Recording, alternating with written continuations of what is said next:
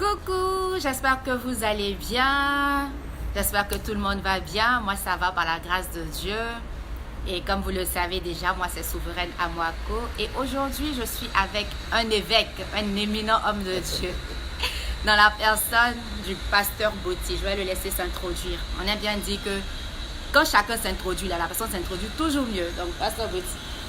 Merci, Souveraine. Je suis le pasteur Botti, Alphonse. Oui.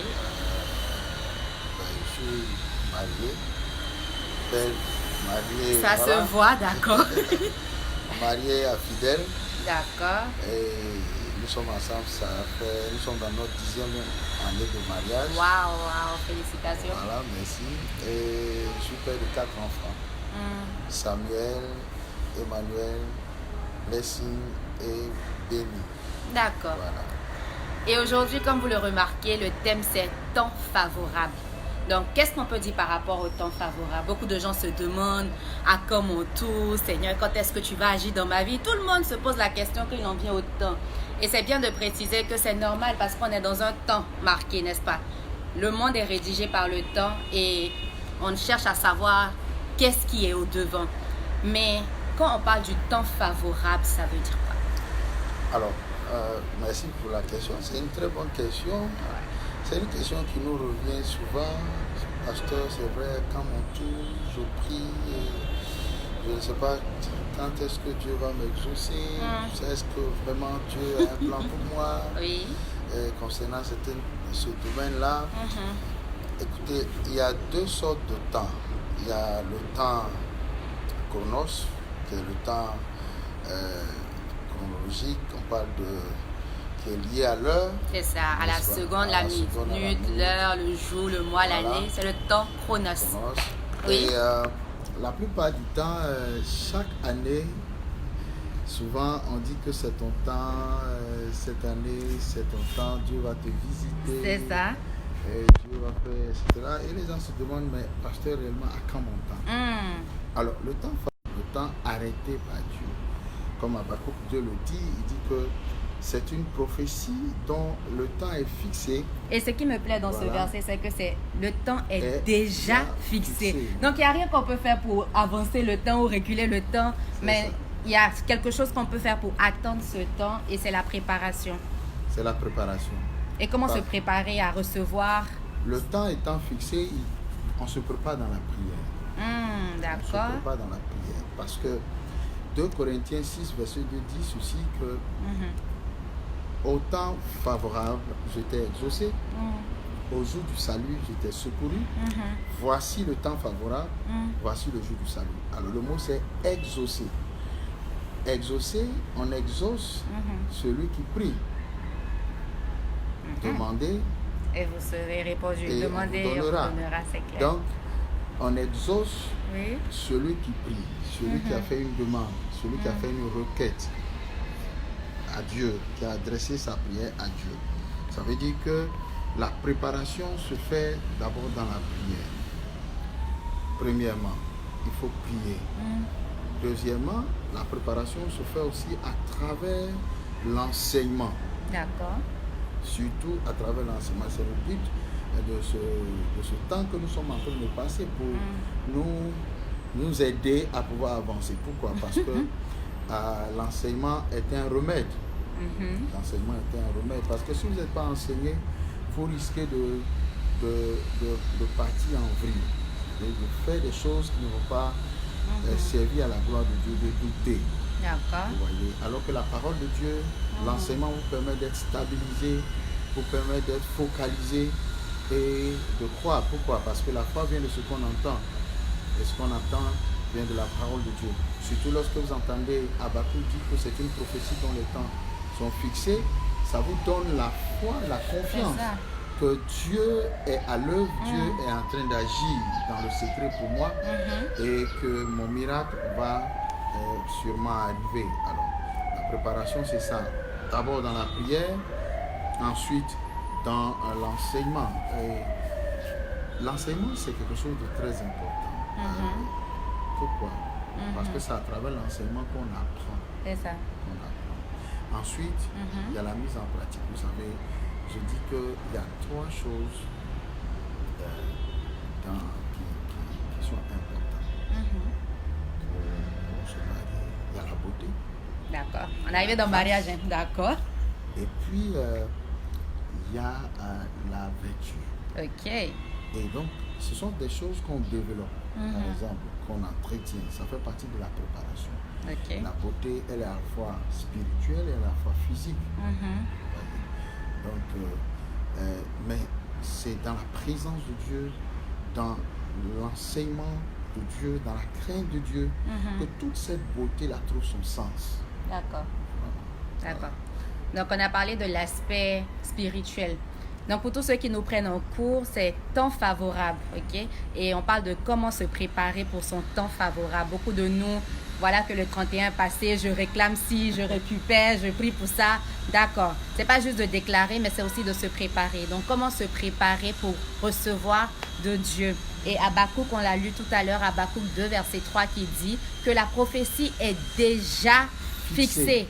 Quand on dit c'est déjà fixé là, ça veut dire que c'est déjà marqué, ça arrive. C'est arrêté. C'est arrêté. C'est arrêté. Mais il faut que tu fasses des choses pour activer, pour matérialiser, n'est-ce pas? Oui. Jésus, son temps était déjà marqué. Il fallait qu'il vienne sur la terre à un temps précis. Il ne faut pas oublier que si Dieu dit que si elle tarde, attends-la. Attends-la. En réalité, ce n'est pas qu'elle tarde. Ouais. C'est parce que nous ne sommes pas préparés. Waouh. C'est le manque de préparation qui fait qu'on a l'impression qu'elle tarde. Mais si nous sommes préparés, elle va arriver en son temps. Parce qu'on peut acter la prophétie par rapport à notre préparation. Tout à fait. Par rapport à notre préparation. Donc, on a vu tout à l'heure comment on prépare spirituellement. C'est au travers de l'enseignement qui active ta foi. C'est au travers de la prière parce que Corinthiens parlait de prière qui emmène l'exaucement. Mais quoi d'autre? Comment se préparer physiquement? C'est bien beau de dire dans la prière. Il y a des gens qui ont beaucoup prié. Ou bien, dans l'enseignement, ils ont tout entendu comme enseignement. Mais physiquement, comment on peut se préparer pour cette prophétie, cette parole de Dieu qui est fixée à notre endroit? Alors, je prie, par exemple, l'exemple sur par exemple, le mariage. Oui. Et c'est valable pour tout. C'est valable pour tout. Chaque domaine de notre vie nous demande un temps de préparation. Ça, c'est clair. Par exemple, pour quelqu'un qui veut devenir un médecin, d'accord, il doit se préparer. C'est ça. Il doit faire des études de médecine. Il doit prendre son temps pour suivre tout le processus jusqu'à ce qu'il ait tous ses examens.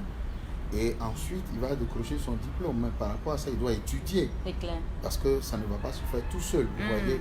Donc, dans chaque domaine, même dans le domaine du foyer, vous voulez être une femme de foyer, il faut apprendre à préparer. Ah, c'est important. Si vous n'apprenez rien auprès de votre mère, ben, je ne sais pas, vous ne pouvez pas cuire un œuf. Et voilà que l'homme de votre vie aime bien manger comme moi, par exemple. Comment c'est vous allez important, faire? c'est ça. Vous n'allez pas aller toujours au restaurant. Non. Vous voyez. Donc, toute chose dans la vie demande une préparation. Demande une préparation. Et la préparation se fait toujours auprès d'un coach. Et vous avez remarqué que Dieu nous donne toujours des coachs. C'est ça. Dieu nous donne d'abord dans la famille un père et une mère qui vont nous apprendre d'abord les principes de la vie. C'est ça. Comment marcher. Et si tu écoutes ton père et ta mère, tu vas aller loin. C'est ça.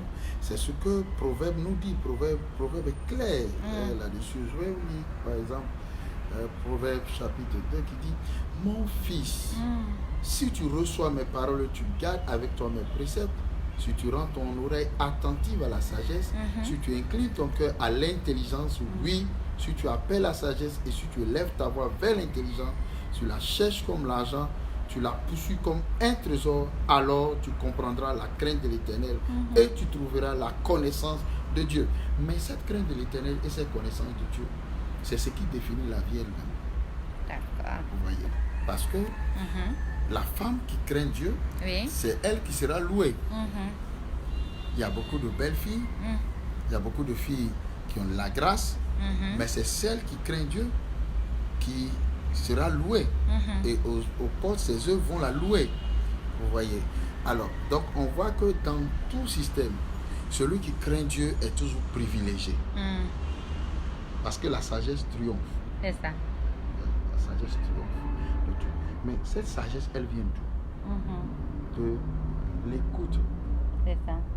des parents, le coût des tuteurs, Mm. le coût des coachs. C'est ça l'enseignement, le but de l'enseignement. C'est ça. Parce qu'à travers l'enseignement, on a la connaissance, et c'est cette connaissance-là qui nous bâtit, qui nous construit, et qui nous permet de pouvoir faire face et d'entrer dans notre destinée. Ça, c'est très important. Il faut dire, ici, dans le domaine sportif, D'accord. je vais vous lire un passage qui va vous étonner. Vous allez voir que le temps favorable, c'est le temps que vous avez préparé. Wow. Oui. Dans 2 Timothée 2, vous voyez, je vous lis ce passage, c'est incroyable. 2 Timothée 2. Donc, ça veut dire que même s'il y a une prophétie sur ta vie, une parole de Dieu sur ta vie, il faut que tu t'actives à te préparer pour recevoir cela. Donc, alors que le pasteur cherche le passage, c'est Oui, comme si tu es évidemment. appelé à marier un diplomate ou à marier un président, pourquoi pas. Et si tu n'as pas d'étiquette, si tu n'as pas de tenue, si tu ne t'es pas préparé par rapport à cette grande vision que Dieu t'a donnée, mais le monsieur va te laisser en cours de chemin parce que faut pas, tu vas aller gâter son nom là-bas. Donc, faut que tu te prépares. Quel que soit ce que Dieu a dit te concernant, si c'est pour être une grande prédicatrice ou un médecin, etc., il y a un temps de formation. Faut que tu t'équipes. Par exemple, regarde ce que Paul dit concernant la préparation à Timothée. Il dit ceci: souffre avec moi comme un bon soldat de Jésus-Christ. Il n'est pas de soldat qui s'embarrasse des affaires de la vie s'il veut plaire à celui qui l'a enrôlé. Et l'athlète les fruits. Comprends ce que je te dis, car le Seigneur te donnera de l'intelligence en toutes choses. En toutes choses, il faut se préparer. C'est clair. Le soldat, il se prépare. L'athlète se prépare s'il veut remporter le prix. Quel est le prix que vous voulez remporter? Qu'est-ce que vous attendez de la part de Dieu? Quel est l'exaucement à votre prière? Très bonne question. Et il faut vous préparer. Comme l'athlète se prépare pour remporter le prix, quiconque veut recevoir quelque chose en cette année doit se préparer pour la recevoir. Amen. Mais écoutez, voyez Usain Bolt. Je l'écoutais parler une fois et il disait que quand lors de son entraînement, il s'entraîne à se vaincre lui-même. Wow. D'accord. C'est-à-dire que le record il essaie de battre son propre record. Et donc, il se challenge lui-même. lui-même. C'est son propre compétiteur. Il est son propre Au lieu de chercher dehors une compétition, il faut que tu sois ton propre compétiteur. Il sait que personne ne peut courir comme lui. Donc, non seulement il a battu le record, mais il bat son propre record et il bat 10 fois son record. Wow. Le temps que vous puissiez le rattraper, il est déjà allé plus loin. Ça veut dire que pendant plusieurs décennies, il sera toujours champion. C'est ça. Parce qu'il se challenge lui-même.